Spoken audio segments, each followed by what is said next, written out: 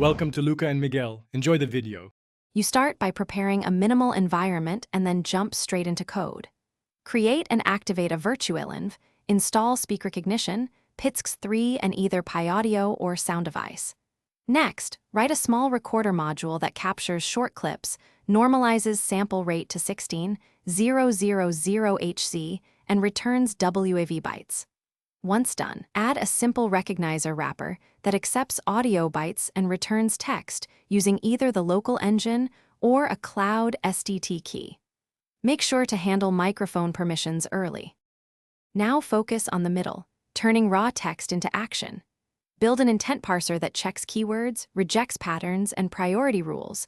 Use a small JSON intent schema for maintenance. Once text yields an intent, dispatch to async handlers that perform I/O, call APIs, run local commands, or play media. Also implement context and slot filling so multi-turn dialogues feel natural. For example, track pending destination until the user supplies it. Test with scripted dialogues and edge cases. Finish by adding robust TTS, retries, and comprehensive logging so you can observe failures. Package the assistant as a background service with systemd or Docker. Make sure API keys are never hard-coded and bind only required ports.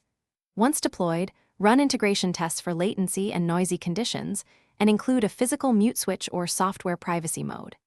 If audio is garbled, check sample rates, microphone gain, and background noise. Recalibrate VAD thresholds as the first troubleshooting step.